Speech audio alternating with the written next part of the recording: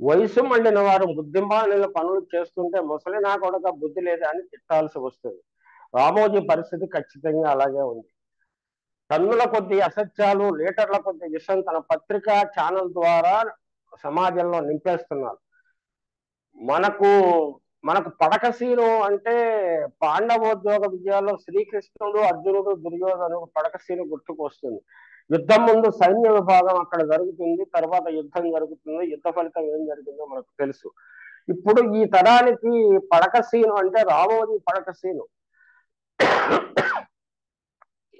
కాలమహిమో జగన్మహిమో అంటూ ఎటకారపు మాటలు మాట్లాడటము, ఏదో ప్రజలు తన దుస్థితిని చూసి తిరుగుబాటు చేస్తారు జగన్ మీద అన్న ఆశతో మాట్లాడినట్లుగా కనిపించింది. కానీ స్పందన ఆల్మోస్ట్ జీరో. భారతంలో పడకసీను కౌరవుల ఓటమికి బీజం వేసింది. రామోజీ పడకసీను రామోజీ పెంచి పోషించిన తెలుగుదేశం పార్టీ పతనానికి, అంతర్ధానానికి దారి తీస్తుందని చెప్పడంలో ఎటువంటి సందేహం లేదు. చంద్రబాబు రాజకీయ సైన్యానికి అక్కడే బీజం పడుతుంది. 40 ఏళ్లుగా దగుల్బాజీ పాత్రికేయం ద్వారా పత్రికల్లో రాజకీయాల్లో వికృత శక్తుల వికటాటహాసాన్ని ప్రోత్సహించిన రామోజీరావు 2024 ఎన్నికల తర్వాత తన భూత ప్రేత అనుచర వందిమాగద దళాలతో రాజకీయ యవనిక నుంచి మటుమాయం కానున్నారు. తన జీవితంలో ప్రతి అడుగులోనూ ఇతరులను, సహచరులను, బంధువులను తొక్కేస్తూ వచ్చిన రామోజీ చివరకు పడకసీనుకు చేరాడు. అయినా తన తేలుకొండ బుద్ధి మాత్రం మానుకోలేదు. 50 ఏళ్ల క్రితం విశాఖపట్నంలో ఈనాడు ప్రారంభించినప్పుడు నమ్మి భూములిచ్చిన ఆదిత్యవర్మకు ఆయన చేసింది ఏమిటి? మోసమే కదా. అది రుజువైంది కదా. దాన్ని దగుల్బాజీ వ్యవహారం అంటారా కాదా? పైగా వర్మ భూమిని కొంత భాగం రోడ్డు విస్తరణకు అప్పగించి బదులుగా ప్రభుత్వం ఇచ్చిన భూమిని తను కైంకర్యం చేశాడని కదా విమర్శలు. దీనిని ఏమంటారు? ఈ వ్యవహారం ఫోర్జరీ కేసు పెట్టాలని న్యాయస్థానం ఆదేశించలేదా? ఫోర్జరీ కూడా మోసమే కదా.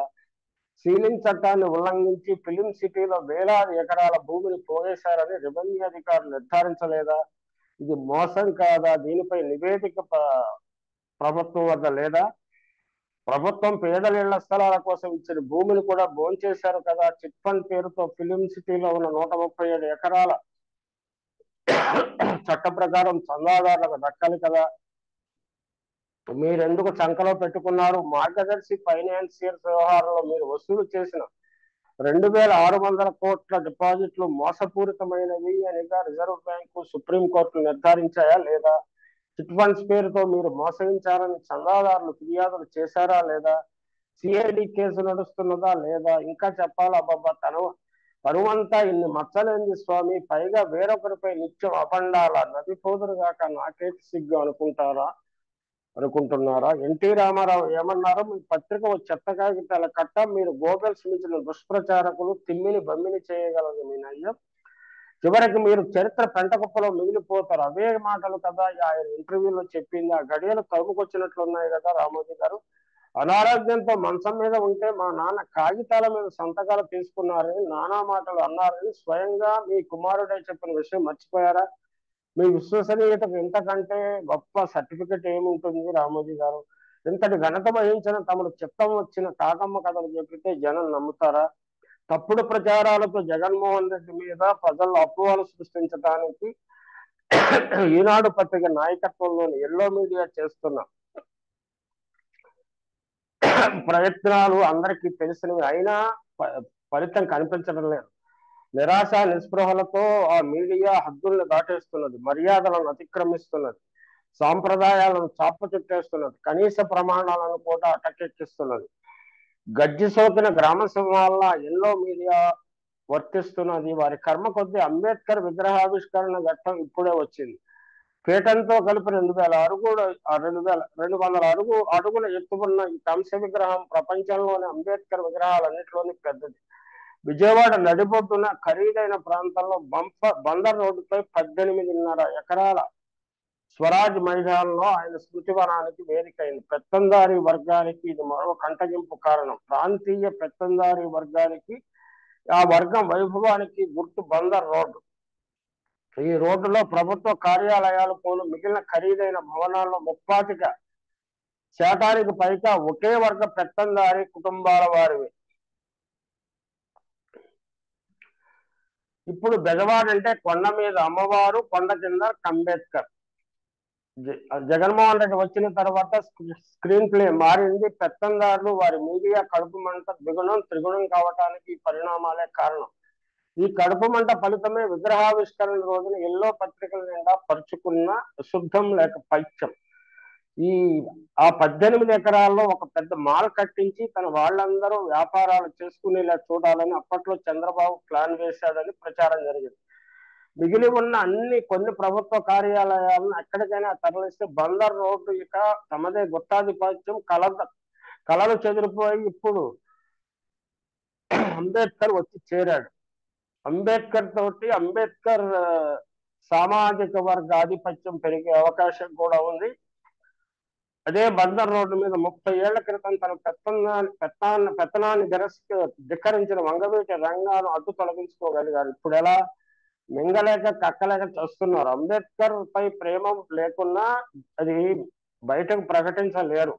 దళితులపై భూస్వాముల దాడులు దౌర్జన్యాలకు ఈనాడులో మొదటి నుంచి ప్రాధాన్యత లభించేది కాదు.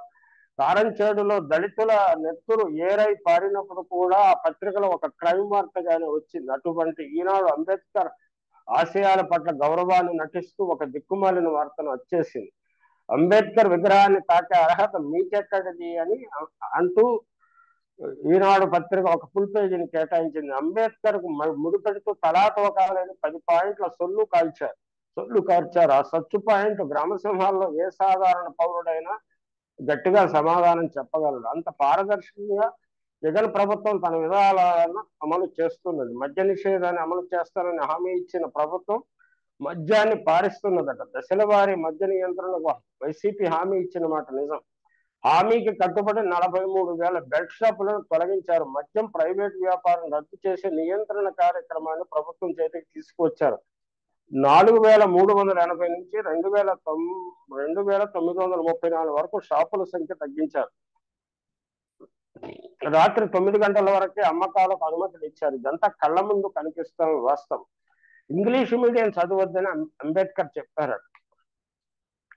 జగన్ ప్రభుత్వం అందుకు భిన్నంగా వ్యవహరిస్తున్నట. పేద వర్గాల ఇంగ్లీష్ చదువుల మీద పెత్తందారులు ఎంత ద్వేషం పెంచుకున్నారో దీనిని బట్టి అర్థం చేసుకోవచ్చు. ఇంగ్లీషు మీడియంపై ఏ అంబేద్కరిస్తోనైనా 1 గంట సేపు మాట్లాడి ఉంటే ఎంతో కొంత జ్ఞానోదయం ఉండేది. ప్రతిపక్షాలు పత్రికలు ప్రజాస్వామ్యానికి స్ఫూర్తి అని అంబేద్కర్ చెప్తే జగన్ ప్రభుత్వం రాచి రంపాన పెడుతున్నదట. అధికారంలో ఉన్న వారిని పచ్చి బూతులు తిట్టినా, వ్యక్తిత్వ హననానికి పాల్పడినా, అసత్య ప్రచారానికి తెగబడినా సరే కేసులు పెట్టొద్దని అంబేద్కర్ ఎక్కడ చెప్పాడో మాత్రం ఆ పత్రిక చూపెట్టలేకపోయింది. ఇటువంటి తలాతోకాలేని పాయింట్లతో కార్యక్రమాన్ని అబాసుబాలు చేయాలని ప్రయత్నించిన ఎల్లో మీడియా గుండెలు గుబేలమనేలా కళ్ళల్లో గుంటూరు కారం మండేలా లక్షలాది మంది పేద వర్గాల ప్రజలు ఆ కార్యక్రమంలో పాల్గొన్నారు. ఆ జైత్రయాత్ర ఏప్రిల్లో ఎన్నికలు ముగిసే వరకు కాదు, ఆ తర్వాత కూడా కొనసాగనుంది.